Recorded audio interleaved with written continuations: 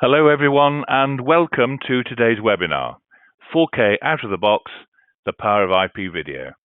My name is Clive Coldwell, I'm the group editor of AV Magazine and I'll be your moderator for today's session. I'm very pleased to introduce today's speaker, Mr. Liam Hayter. Liam is a senior solutions architect at NewTek and a creative workflow technologist with over 19 years experience in the creative live media production and post-production sectors.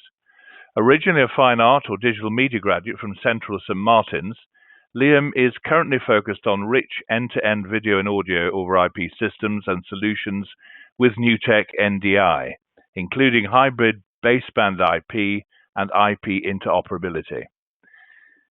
Before I hand over to Liam, I have a few housekeeping items to cover, as you probably imagine.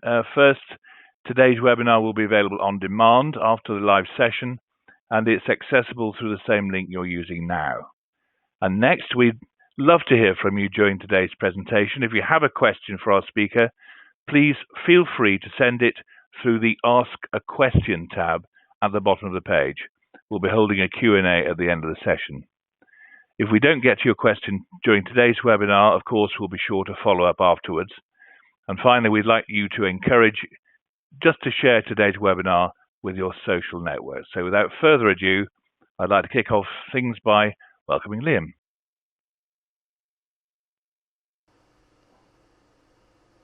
Hi everyone and welcome to the NewTek webinar with AV Magazine. Thanks for joining me. Today I'm going to show you how to get up and running fast for almost any event, whether that's a presentation, staged event, even town hall style meetings, while simultaneously live streaming and recording in 4K. At NewTek, we believe the future of video production lies squarely within computers, software, and networks.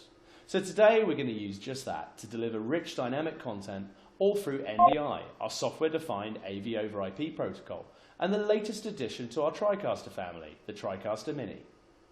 But first, what is NDI? NDI stands for Network Device Interface, and it's the result of nearly 12 years of development in video and audio over IP, or Internet Protocol. Through AV over IP, you can reduce costs, improve efficiency, and simplify your infrastructure.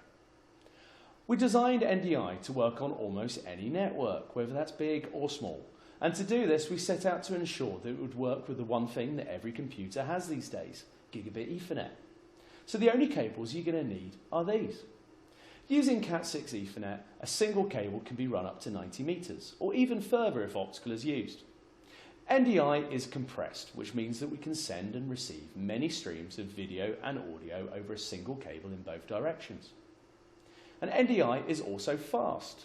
Using modern computing, we can bring video into the network in as little as one frame. Here in the UK, that's around a 25th of a second. The typical delay across an NDI network can be as little as 3 frames in and out, but this will then vary depending on other hardware components outside of the network. NDI can be found in software and hardware, including PTZ cameras and entry points. This means that we can bring content in from almost anywhere, even iPhone. We can also deliver anywhere with software-based live production systems and hardware-based endpoints, including streaming encoders and then video wall processors from third parties. NDI has also been purposely designed to handle any resolution, any frame rate, and any color space, which means that investing in an NDI environment will allow you to easily and quickly adapt as standards and demands change over time without replacing your infrastructure. And the best bit about NDI is that it's as automated or as rigid as you want it to be. Through NDI's auto discovery, your AV teams and staff don't need to be experts in networks to get up and running quickly within a software-defined audio and video over IP system.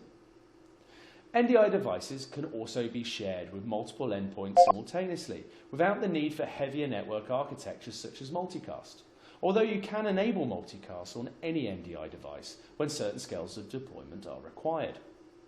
With NDI, we use human naming at the front end and simple interfaces to deliver true self-service AV. So now you know a little bit more about NDI, let's look at just how quick and easy this is. For today's webinar, we're going to be using the following: 2 Windows laptops, NDI software tools, a NewTek NDI PTZ camera, a video camera with an NDI converter, and our new TriCaster Mini. Now, I've all been faced with the joys of connecting laptops to AV infrastructure. The great news is we can do this in a really simple way with NDI. I've got two computers here. One is for my presentation and the other is connected to my display. Now, a small bit of setup is required. We're going to need a couple of applications to get this going, and the good news is you can get those free of charge from www.ndi.tv, where you can download for PC and Mac. Next up, we're going to connect both computers to a router. I'm using a small network DHCP router for this demo, but in reality you can use almost any commercial off-the-shelf gigabit Ethernet switch or above. However, we would always recommend a major brand managed switch wherever possible as well, as this provides the greatest visibility and control for any potential troubleshooting down the line. Now, there's one more small step that we're going to need to do after this. We need to ensure that these computers are set to private networks. Our auto discovery uses MDNS, so we need to operate within a trusted network environment. For you Mac users out there, we don't need to worry about this step. And if you don't want to use MDNS on your network, we both offer a discovery server and access manager for manual connectivity. Within Windows, you simply need to change the network status from public to private in order for this to take place, just as I'm doing here. Now that's done on the presenter's laptop, we can go in and we can run our scan converter. This is going to appear in the bottom right dock under Windows. Scan Converter will automatically turn what's on my GPU and display into an NDI source, along with my mic and webcam if I want to do so too. On the receiving display, we're going to run Studio Monitor. This is our free software-defined endpoint for displaying and even controlling NDI sources. To use Studio Monitor, we click in the corner or right-click, and straight away we can see my laptop and webcam are now available as sources from Scan Converter into Studio Monitor on my second computer, or using human names, not IP addresses. It's really this fast. We can even do picture-in-picture easily, or overlay alpha to show graphics on certain displays. A perfect application is digital signage. Studio Monitor offers much more, including Web GUI remote control, multiple instances for a software-based multi-viewer, inbuilt recording, and so on. But one new feature which benefits AV environments particularly is the ability to gang Studio Monitor displays, using one as a master and relaying to others through the NDI network in a master and slave configuration, providing simple distribution across multiple screens for digital signage or audience overflow purposes. Rather than purely relying on software, you can also use hardware entry points like our Spark range to convert any HDMI input into an NDI source. The same thing applies for decoding. There are with NDI to HDMI or NDI to SDI decoders, such as those from our friends at BirdDog and Magiwell.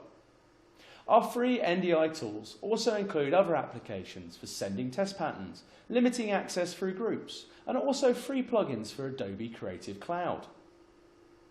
Now, for you Skype users out there, Microsoft has now also embedded NDI into every copy of Skype for desktop. This means you can send any NDI feed direct into your Skype calls, replacing a webcam and audio with full production if you wanted to.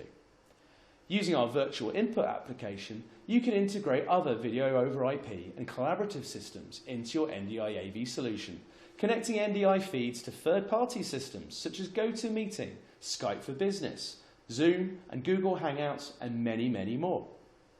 But now you've seen how fast it is to get your content from A to B, what about doing something a lot more creative? Well, that's where our TriCaster and VMC systems come in. Our TriCaster and VMC systems are where we bring everything together from the network to create rich, dynamic content, simultaneously recording, distributing, and delivering your show wherever it needs to go.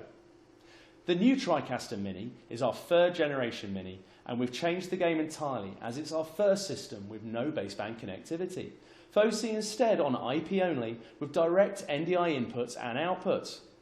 The TriCaster Mini is a full 4K P50 and 4K P60 enabled system with up to 8 NDI inputs. Plus, like our larger systems, it supports analog, Dante and AES-67 audio support. Despite its ultra-compact size, the TriCaster Mini is incredibly powerful, as you'll see shortly. But first up, let's take a look at those direct NDI inputs in action. Round the back of this little guy here, we've got these 4 direct inputs with power over Ethernet and DHCP. alongside standard PC connections and support for up to 4 displays or 2 in 4K mode. There are also 2 additional Ethernet ports on the back for connecting to the internet, shared storage like our NRS range, your corporate network, or if you wanted to use the Mini as a flyaway system, you could connect it back to your NDI network when you get back to base. Because the TriCaster Mini has these direct inputs, we can ditch the switch for now, and I'm going to plug my presenter laptop running scan converter directly into the first of these inputs. The Mini will provide DHCP to my laptop, ensuring I don't need to provide an IP address manually. Next up, I'm going to connect up our NDI PTZ1 camera. Again, the camera will receive DHCP from the TriCaster Mini, but in this case it will also receive power as well, meaning that over this one single cable we're getting power, video and control. And finally, I'm going to connect my older HDMI camera here over HDMI to an HDMI to NDI Mini converter. Again, it will receive DHCP and power direct from the Mini. Now these Mini converters are not used only just for cameras, but they could be used for guest presenters' own laptops, as meeting room plug-in points. They'll even work with games consoles for esports capture applications, as long as you have HDCP disabled. Now let's take a look at the TriCaster user interface. All TriCasters run on Windows 10 in the background, but our software takes over, so this is all you're going to see day to day. We get to choose a format. In this case we're going to work with 4K P60, but you could work in non-broadcast aspect ratios such as square or portrait, but we also support high definition, standard definition, NTSC and PAL frame rates. We're going to give our session a name. In this case I'm going to call it TriCaster. We then hit start session and then we go live. We are now entering our session interface and can get ready for production. The TriCaster will start creating the file structure for this session now in the background. While it's doing that, it's worth pointing out that everything we do in here will be remembered and saved as we exit, so we can return to our system where we left it. All our systems have the ability to template from existing sessions too, for those regular shows or productions that reuse setups and content. Now we're in the user interface, I'm going to give you a very brief overview of what we've got here. This is the main interface. It's been designed to fold away depending on what it is you want to do. At the top we have our settings. Here is a configurable multiviewer all based on viewports. With a right click, any window can view anything on the system, even a clock. Then we have a program viewport. This shows what's on air. And then a preview viewport, what's queued up next. Along the bottom here we have our switcher row where we can select what's on air, our program, and what's coming up next, our preview. And we can then cut, fade and use animated transitions from within the window down here. There is also a virtual T-bar for transitioning between the 2 program and preview settings. Lastly, we have our downstream keys where we can overlay graphics, titles, or even create picture-in-picture shots. And at the very bottom of the screen, we have some additional tabs. These give you access to a media player on the left, or DDR, an inbuilt sound player for music and audio. On the right-hand side, we give you a second media player, or DDR, and buffers. Buffers are where you can store animated graphics and still images like logos that you want to use often and quickly. In the middle lives a full audio mixer with graphic equalizers. And finally, around the middle area of the user interface, we have our mix effects. And this is where we can get seriously creative with compositing sources, effects like picture-in-picture, and virtual studios. Unfortunately, we don't have time to go into all the awesome things the Mini can do today, but let's show you what we can do in a very short amount of time. We're going to use our simple Express mode for this, which is activated on the right-hand side tab here. Express mode is simplified interface optimized for touch-based control with touchscreen displays. We can then fold away the rest of the user interface for the time being. First up, we're going to connect the laptop that we joined up earlier on. We go up to input 1, and from the pull-down list, we can select our laptop display. Straight away, we can now start moving through PowerPoint slides as part of our live production. As simple as that. Next up, I'm going to join a webcam.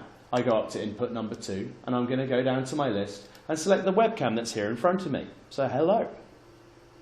And then I'm now going to select one of our PTZ cameras on input number 3. I go down to the list, I select the camera, and straight away there is a PTZ camera in front of me. On the next input, I'm going to select another camera and go down to NDI PTZ1 and select our second camera. Once PTZ cameras are connected up over NDI, the TriCaster or Studio Monitor applications will know straight away that these are controllable devices, and we can take control from within the user interface, even recalling and triggering presets if we want to do so. And so there we have it, a few sources connected in no time at all, and we've still got another 4 inputs to use. Finally, the TriCaster Mini includes our NDI HX camera app for iOS devices, meaning any iPhone or iPad can operate as a Wi-Fi camera, even at 4K if your sensor supports it. Now we have all these sources coming in, you'll notice that not everything here is 4K. Our TriCaster and VMC systems will up, down and cross-convert content from the network, so you can focus on telling your story rather than being concerned about converting between standards or different connector types. Now we've got our sources in, let's see what else we can do. We can now switch between our different sources with a single click, whether that's a crossfade or something more interesting such as an animated wipe. We give you the tools to create your own wipes within the system. We can overlay graphics from within buffers. Our live graphics, which is part of the Premium Access subscription for TriCaster, allow us to import Adobe After Effects files to create rich graphics within our production systems, such as lower thirds or opening titles and closing credits. Within those titles, we also give you the ability to use a character generator, which can be typed into, or we can type to metadata within the system, such as inputs or external data sources. We can also now start to really show off using our mix effects and show different effects of compositing sources within the system. Up here in Mix Effect 1, I've created a picture-in-picture of my PTZ and my PowerPoint. But I can also create different presets within these as well. By going up to the comps, I can now animate between my full-screen presenter and the presenter on PowerPoint as picture-in-picture.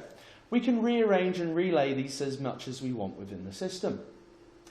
Now, you'll also have noticed by now that I'm here in a green screen studio down in London. A great feature of the Mini is that all of our TriCasters and VMC support Chroma Key on every single input, even in 4K mode. So let's now cut to our green screen source on input number 3. I can now go into the input settings, and from there I can enable a key, striking out the background, which I can now replace with anything. Over here on it, Mix Effect number 2 is another one that I created earlier on, and you can see that I've now composited myself over the top of my PowerPoint. And yet again, I can go in and I can reposition myself if I want to within that frame, including zoom and scale controls, depending on the look and effect that I want to go to. I also can animate between different composite layouts to move myself around within the frame if I so wish. Now the TriCaster Mini also includes virtual sets. So on Mix Effect number 3 now, I've recreated the virtual set that you saw earlier on. We can zoom in and out from within these virtual sets with a virtual camera, which again we can also create different virtual camera moves. And you can see here that I've recreated the layout that I did earlier on. Now, while we're getting creative and telling this story, we're able to simultaneously record and live stream to all of our major CDNs or content delivery and networks. The TriCaster Mini features 2 different streaming encoders which are accessible at the top here. These can support almost any frame rate or any resolution up to the one that your session is set to. In this case, we could stream up to 4K. Once these streaming encoders are set, we can then go out to all of the major CDNs simultaneously. YouTube or Ustream, we can go out to LiveView or even record on our own internal networks. We can even set up a secondary encoder to go out to Facebook Live if we wanted to do so. Once these are set with a single click at the top of the user interface, we can start streaming with confidence. But we can also simultaneously record our program output. In 4K mode, we have a single recording channel for our program out, but we can also record up to 4 other inputs individually as well. So let's stop the recording here, and I'm going to go up to input 2 and enable the capture settings for recording of that input. But also over on input 3, I'm not only going to enable my record settings, but I'm also going to enable instant replay. So now when I start recording, I'm recording our program and anything we do within that program, including the movement within our virtual set and bringing up the animated graphics. But I'm also now recording input number 2 as a backup, and input number 3 with an instant replay icon below it. Now if I'm going to wave on camera here, if I just hit the instant replay button at the bottom now, that is now immediately loaded into my DDR and I get an instant replay of that recording. With our plugin for Adobe Premiere, which is included with the free NDI tools I mentioned earlier on, you can bring all of these recordings and any NDI recordings from across your network and edit your live production later on. If a source is keyed against a green screen like I'm doing today, we will record that key as well, saving you tons of time in post-production editing. Now, for those of you who want to go even further with NDI, we offer our VMC system, a 44 NDI input media hub. All of the features of TriCaster Mini, but bigger and bolder again. The VMC is the perfect centralized platform for building AV environments that can effortlessly pivot from self-service operation to a full live production system, and all contained within a FreeRU chassis. Through an advanced macro engine, you can create shortcuts for any combination of functions on the system, and all just a key press away. Paired with VMC's inbuilt NDI output matrix, NDI sources can be sent to any receivers with just the click of a live panel button, completely independent of production. When combined with NDI supporting video wall processors like Watchout, you can drive complex presentations and events simply and fast at any scale, including your screens on stage. Our macro engine can also fire commands externally, controlling AV solutions such as Crestron and QSC audio processors. But now for one last thing. Our webinar today, it's all been driven through our live story creator, and I've run this show all on my own. It all started as a Word document, which you can now see here on screen. Within that Word document, I've written my script, and on the right-hand side, I've provided inserted comments, just as you would annotate any other type of Word document. But these comments are just a little bit special. To drive this webinar, I've used our VMC1 system, as this is the very first TriCaster Mini here in the UK and we wanted to show it to you fully. But let's take today's script now and load that into the Mini UI. We go down to the Automation tab at the bottom of the system, we hit the plus icon, and here is my AV Magazine webinar script version 12. By hitting open, the TriCaster will now read the script and will simultaneously read any comments and annotations that I've made in the system. Those comments are then highlighted in blue, and as we roll through the script, you'll see that it starts recording, it will fire an opening graphic, and then we'll start generating the teleprompter simultaneously on the screen.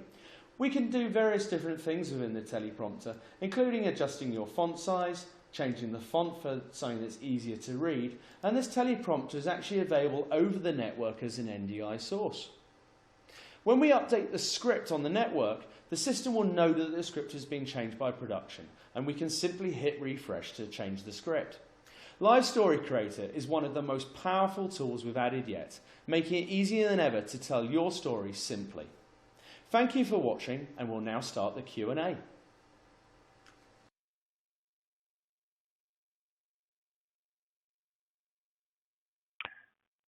Thanks, Liam. No problem, guys. We've just got one question in, actually, from Stefan Burkhardt, who is an AV lead technician. Did I get it right? What's your best practice in regards to network for NDI setup? Is DHCP enabled or disabled? It depends on entirely what it is you want to achieve. So we would recommend using DHCP if you want to get up and running quickly, because if you have DHCP on a network, what that will do is it enables every single device on the network to assign itself an IP address. So the DHCP server will communicate with the other devices and say, okay, right, this is your IP address. And then at that point, the auto discovery side of NDI will kick in. You can then find the sources and connect accordingly. If you don't want to use DHCP, and there are some sort of corporate sites or education sites that don't want that running on the network, then yes, you can do it all manually, as long as you assign an IP address to those devices. So you can do either or, really. Well, I hope that answers your question, Stefan. Just tap in if you want to ask us some more, obviously. And to everyone, really, if you have a question for our speaker, just feel free to send it through the Ask a Question tab. And whilst we're online, we'll endeavour to answer it for you. Oh, hello, Stefan. here's a part two of the question, actually, Liam, from Stefan. Is Live Story Creator available for TC1? Yes, so we have a thing that we call Premium Access. That's a subscription which you can add to any of our current TriCasters, and in fact our last generation TriCasters as well, so we're talking the 8000 and older. For the TC1 particularly, Premium Access is part of that. If you just go to newtek.com/NPA, so that's N for NewTek, P for Premium, A for Access, you'll see all of the features that subscription can add to your TriCaster system. The Live Story Creator is coming out now. The latest software release has just gone live on our website, and as long as you have that Premium Access subscription on there, you'll get that and many of the other features that are all listed on the site there. Okay, thanks, Ian. Oh, hello, Chris. It's Chris Skilton from Blend Technology Consultants. He's asking, what are the different flavors or versions of the TriCaster Mini? With the Mini that we were talking about today, there is only one version. We've sort of streamlined our product line from all the different varieties of Mini we had in the past. So the TC Mini with 4K is just one product. It has everything we spoke about today, plus if you have the Premium Access subscription on there. We do different bundles though, so it's available on its own.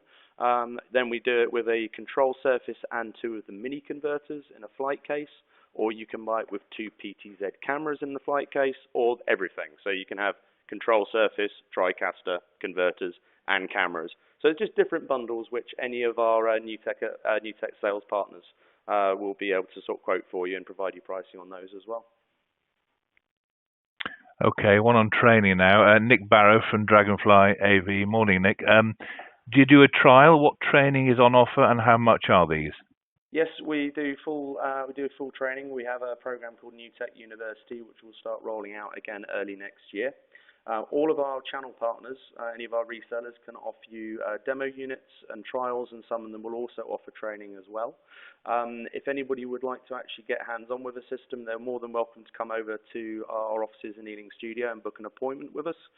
You can get hands-on with kit there, and we have loan kit as well, so we can help out wherever necessary, really. Okay. Now here's the interesting one from Michael Fox, he's Navy technician. Would I be able to connect a Canon 5D Mark III, if I got it right, to the TriCaster Mini? Yeah, as long as you've got a clean HDMI output, that's absolutely fine. I know on older Canon DSLRs we had to use a piece of software called Magic Lantern, but I'm pretty sure that the Mark III actually has a clean HDMI output. And all you need to do then is plug that into one of the Mini converters, and away you go. So should not be an issue, but I would recommend double checking with Canon on that particular camera that you have got that function enabled. Yeah, probably quite an important thing that, actually, I must admit. Okay, well that's we've got a couple of minutes left, so if there are any more questions you'd like to pump our way for the remaining few minutes, otherwise we'll handle your questions offline. There certainly are, aren't there? Daniel, well, that's a good one. From GB Multimedia, Group Technical Director, what sort of bandwidths are we talking about for Full HD and for 4K NDI streams? It's very lightweight. So we're looking at around, now there is some variance here, but you're looking at around 150 megabit per second for a 1080p 50 stream. And you're looking at around 375 megabit per second for a 4K P50 stream. Now, I didn't want to go too far into the weeds on this today, but we'll unpack it a bit now. When it comes to the actual encoding, we use something called DCT. So that math is what you'd find in most post-production codecs, like Apple ProRes or, say, Avid DNX HD. Now, the way DCT works is it is a variable bitrate codec. So if there's more changes between images, then the data rates will fluctuate up and down a little bit. So those numbers are what I would call a peak average, and typically what you would expect, but you will see a little bit above and below those data rates depending on what's happening in the shot. If we go back to where we were talking about the cabling earlier on, you should be able to do 6 or 7 streams of 1080p 50 in each direction on 1 gigabit cable, and you should easily get 2 4K P50 streams in each direction on a single gigabit cable. So that will give you anywhere between 12 and 14 or 4 cables worth of data on that one tie line. And of course, if you add 10 gig, 40 gig or 100 gig networks, it's just going to give you a bigger pipe to have more of those streams going down at the same time. Okay, another question from Chris at Blend Technology Consultants. What other PTZ camera manufacturers support native NDI? At present, there's the range is changing all the time, but we're currently looking at Panasonic. Sony have just joined us recently as well. PTZ Optics, Lumens, Marshall, ourselves, and recently Vadio as well. That's not an exclusive list, but they're probably sort of a few of the top headline ones. All of those will use NDI-HX, which is the 15 megabit per second version of NDI. It's a lower bandwidth on PTZ cameras just because of the hardware that's on board of them, but the pitch quality is still absolutely stunning. The UK Supreme Court footage that's been going out recently was all done using that lower data rate version of NDI. There is one exception to all of this now, which is a company called BirdDog. They have made their own full bandwidth NDI chip, and their PTZ cameras will do the 150 megabit or 375 megabit versions of NDI as well. So there's plenty of options out there. The good news is all of them can be controlled via NDI or via TriCaster, exactly the same way that we spoke about today. Okay, we can also point people to that case study with a link later on, can't we? Yes. Yes. Simon Taylor from Electrosonics, this is a very good question actually here. How would I pitch benefits of this system to a large corporate? What are the benefits, cost savings, etc.? The main benefits really are the actual scalability for the price point, really. If you look at some of the other IP protocols that are out there, we're seeing more uncompressed protocols. And because they're uncompressed, you end up having a much heavier amount of data on your network. So there, your actual infrastructure cost is going to be higher. Most of them, typically, you're going to need at least a 10 gig network or above. So your actual hardware cost for that's going to be more. The overall management's it's just going to be a higher cost installation, really. With NDI, because we have that compression, we have that scalability. You know, as I said, being able to get about at least 12 or 14 cables worth of data along one single gigabit Ethernet, it really does dramatically reduce the overall running cost and the building cost of these solutions. When it comes to the production side of it, because it's self-service, you don't need specialist skills to actually use NDI or connect to sources. Any operator could really jump on any TriCaster and just connect to a source or pull a source in from that name-based listing. So that again is a massive benefit within those types of environments where you might not have a traditional dedicated AV staff member to start connecting things up. Yeah, good points there, actually. Another one from Chris, actually. How many NewTek certified AV integrated contractors are there in the UK? We've got a fair number of systems integrators that we work with. We're looking to grow that number all the time. I don't actually have exact list of the number of people that we've got, but there's plenty of companies out there that work with NDI and NewTek product within the AV space. Another different one here, Graham Taylor from Engravers Limited. He's the MD. Interested for retail use in a micro business for videos of products, small items and jewellery and larger trophies. Can you give us some idea of cost to set up and training, please? Yeah, not. We're going to give you a live answer, Graham, and also we're here, Yeah, I don't, unfortunately, so we're just rolling out the training program at the moment, so I don't have the cost for that right now, but I'm looking after that within the European region, so I will come back to you guys on that. If anybody does want example pricing, etc., unfortunately, I don't have the price book in front of me right now, but if anybody would like to just put their email here, or we'll follow up with everybody with list pricing, etc., and we can go from there. Okay, though. Another one from Chris. About NDI interoperability, is there NDI interoperability as with other AV over IP solutions? Yes, completely. So, or what NDI interoperability is there with other AV over IP solutions? Just get it right, Clive, for goodness sake. Right. Is that clear enough? Yeah, totally clear. So the great thing with all of our systems is because we are software, not hardware based, interoperability is, well, we can go almost as far as we want within reason. So in terms of the actual IP standards, we do have a SMPTE 2110 gateway product, for example. So you could have a larger uncompressed 2110 or 2022 network on one side, and we can actually switch that in and out of NDI across the system. Audio-wise, we support Dante and AES67, which are the two main audio over IP protocols. That's supported on all of our I/O products and on our TriCaster range as well. If there's other integration that we don't already offer that people would want to see, we can offer that through our professional services team, and we can do custom development on any of our systems. So again, we can look at that on a case-by-case and budget basis with other standards.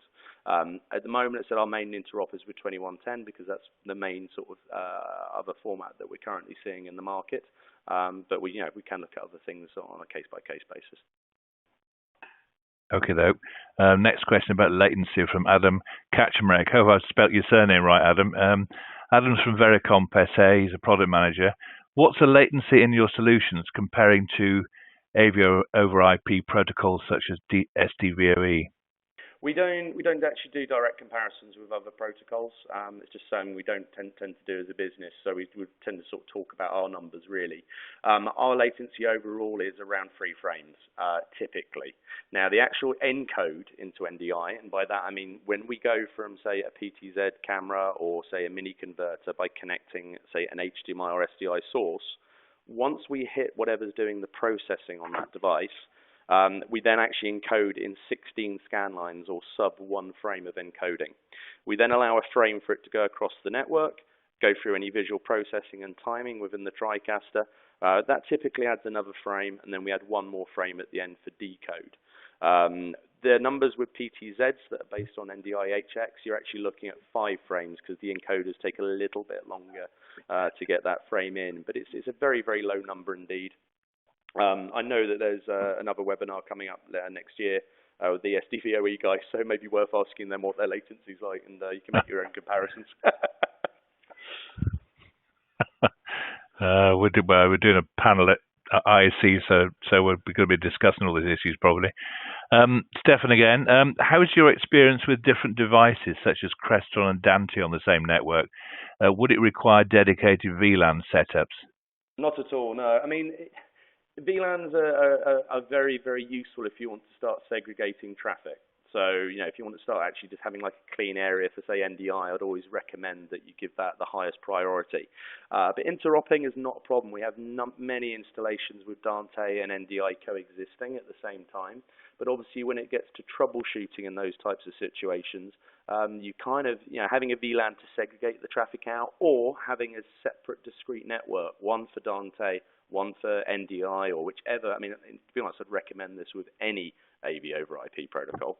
If you actually separate it out onto a separate network, then if you ever had to troubleshoot or start looking around and fact-finding in a network, it's easier to say, right, is it audio or is it video that's causing an issue? And you can separate out. But to coexist all of these, not an issue. Same thing includes Crestron.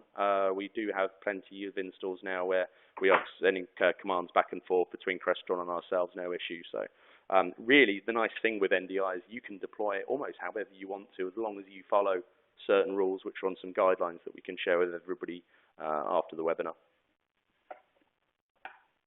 Good. Well, I think that's all our questions through now. Some great questions, I have to say, coming up there. I think we covered quite a big area. Thanks for answering, Liam. If you've got further questions, I mean, we can answer them offline, and Liam will be pretty good getting back to you, I would imagine. That's probably just it for now. We'll probably wrap up, and we'll get this. You'll then be redirected to this case study link afterwards, so you can have a look at what's happening at the Supreme Court. Remains for me to log off, and thanks very much, Liam, for fascinating session this morning. Thanks very much, and thank you for attending. Anytime at all, folks, and please feel free to follow up with us all anytime if there's anything we can do to help. Thank you. Thanks, Clive.